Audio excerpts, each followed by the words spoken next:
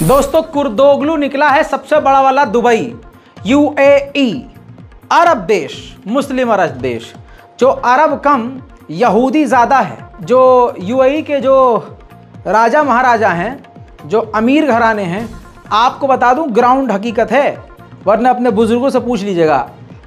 उन लोगों ने यहूदी लड़कियों से, क्योंकि यहूदी खूबसूरत होती हैं लड़कियां, तो यहूदी लड़कियों से शादियां करके उनको अपने देश में, अपने घर में बसा लिया है। तो नस्ल तो बिगड़ेगी, और नस्ल बिगड़ने का असर अब ये कि यूएई ने कौम उम्मती से धोखा कर दिया। कैसा धोखा? गाज़ा में कत्लेआम हो रहा है, आप सभी जानते हैं। रशिया ने और ब्राज़ील ने गाज़ा में सीज़ फायर के लिए यूएन की एक एमरजेंसी मीटिंग बुलाई और इसमें एक रेजोल्यूशन पास होना था। अगर उस रेजोल्यूशन पर वोट डल जाते और वो रेजोल्यूशन पास हो जाता तो इज़राइल कुछ भी करता, इसको सीज़ फायर करना पड़ता, ये कानून है।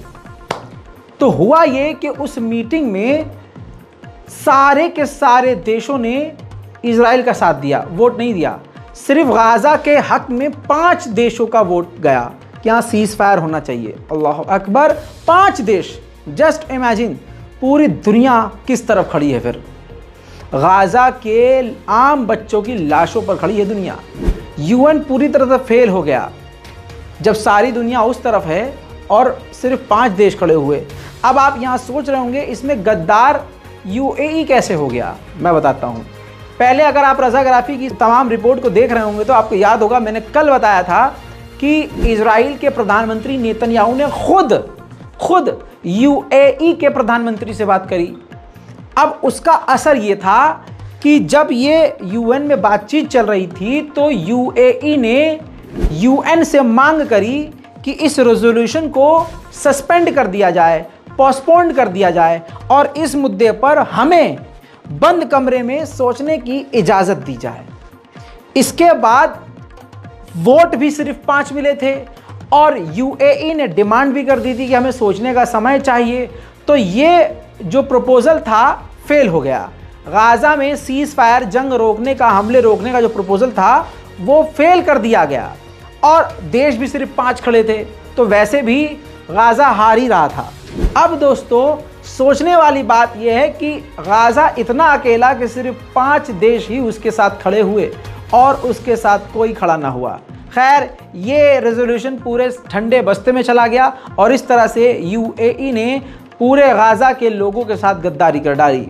वीटो पावर का इस्तेमाल अमेरिका कर सकता है जब सब के सब गाज़ा के साथ हों, तब भी वीटो पावर का इस्तेमाल करके सबके फैसले को अमेरिका पलट सकता है। लेकिन यहाँ पर वीटो पावर इस्तेमाल करने का मौका ही नहीं आया क्योंकि गाज़ा के साथ कोई खड़ा ही नहीं था और अपना गद्दार निकल गया था।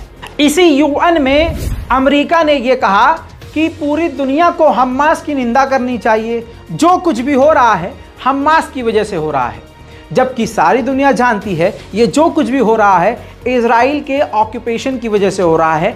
कब्जा करने का लालच उसका बढ़ता जा रहा है, उस वजह से हो रहा है। वहीं मेरे दोस्तों एक बार फिर से ताज़ा जानकारी ये है कि हिजबुल्लाह के अड्डों पर, बॉर्डर के अड्डों पर इजराइल ने फिर हमला किया है। मैंने आपसे 4 दिन पहले एक रिपोर्ट में यह बात कही थी कि सारी दुनिया एक तरफ हो गई है। पूरी दुनिया की बड़ी बड़ी ताकतें इजराइल की तरफ हैं। किसके खिलाफ? एक छोटे से गाज़ा के खिलाफ। मुंबई से छोटा है गाज़ा, मुंबई से भी छोटा है। और फ्रांस के बारे में अब सच्चाई आ रही है कि फ्रांस की इंटेलिजेंस ने इजराइल की मदद की थी। इजराइल ने इस बात को एक्सेप्ट किया है। अमेरिका, फ्रांस, ब्रिटेन, जर्मनी, ये सब बड़े बड़े देश पूरी तरह से इजराइल के साथ हैं। उधर यूएन ने यह तक कह दिया, जो मैं आपको 5-6 रिपोर्ट पहले बता चुका हूं, कि गाज़ा में पानी की कमी हो रही है और जो पानी है वो पीने लायक नहीं है। अगर उसका इस्तेमाल किया गया तो गाज़ा में बीमारी फैल सकती है। दोस्तों एक बच्चा अपने भाई के लिए पड़ोस से, क्योंकि उसका घर टूट गया था, बच्चा छोटा रो रहा था, वो बॉल लेने के लिए जाता है पड़ोसी के घर और उसी के घर पर मिसाइल आकर गिरती है। वो बच्चा बताता है कि मैंने देखा कि मैं बॉल लेने गया हूं और जो मेरा पड़ोसी है बच्चा, उसका मैंने सर फटता हुआ देखा। देखिए, सुनिए। والله انا لسه جاي بطول ابن اخوي الكوره وبسوي قسموها ابن اخوي ضرب الفشل. كنت تلعب كورة؟ لا والله كنت الكوره الى ابن اخوي نصيب في تحت السياره. لا يوقع لا قلت له اياه. قلت له الكورة؟ لا هو لسه بطبل لو بزع السرور. فانا شلت ابن اخوي ودخلت جوا الدار بعدين حملته وبعدين حضر الناس جرينا. فوديته في كمان واحد اسمه صالح القرآن راسه كله طلع مخه طلع بعد دفوت للرقاد والله ما هي حياة ولا حاجة.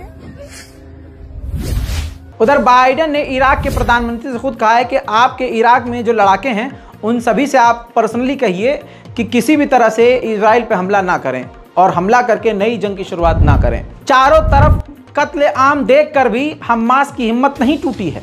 हमास ने एक बार फिर से धमकी दी है कि इजराइल की सेना ने अगर गाजा के अंदर कदम रखा तो उनको यहीं दफना देंगे।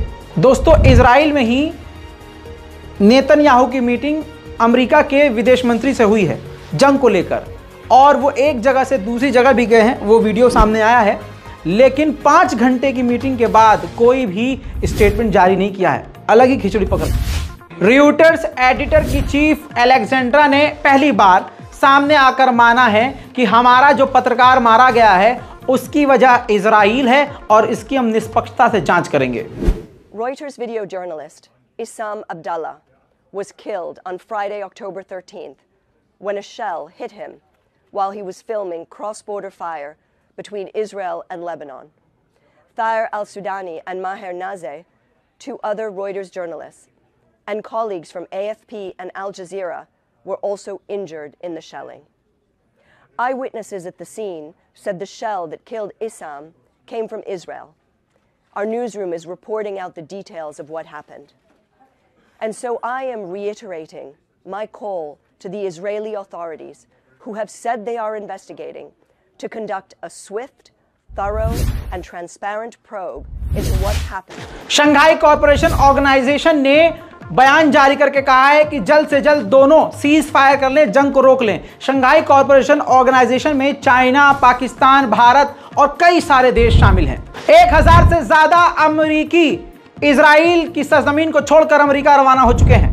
यूरोपीय यूनियन के फॉरेन पॉलिसी के चीफ ने ईरान के विदेश मंत्री से बात करके कहा है कि हम टेररिज्म की निंदा करते हैं, लेकिन हम गाजा के आम लोगों को हर तरह से बचाएंगे, लेकिन उस जगह पर आपका रौब ज्यादा है, तो कोशिश कीजिए वहां समझाइए लोगों को, जंग ज्यादा ना बढ़े। फिलिस्तीनी एक बच्चे को मैं जो पहले भी बता चुका हूं, अमेरिका में एक अमेरिकी व्यक्ति ने चाकू गोद गोद कर कत्ल कर दिया, जिसकी निंदा बाइडेन ने करी है। उसके आखिरी रसूमात आपके सामने, फिलिस्तीन के झंडे के साथ उस बच्चे के जनाजे को देखिए।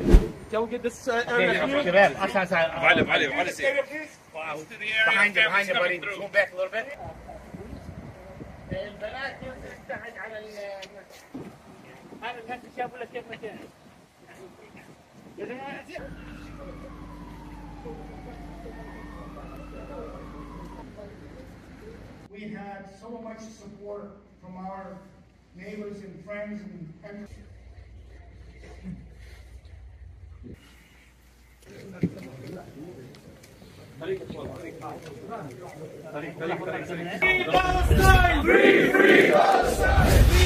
दोस्तों, इस रिपोर्ट में इतना ही। इंतजार कीजिए मेरी अगली रिपोर्ट का। इससे पहले रज़ाग्राफी अनस्क्रिप्टेड हमारे दूसरे चैनल पर भी तमाम रिपोर्ट्स आ चुकी हैं, जाइए देखिए और लोगों तक पहुंचाइए। जय हिंद।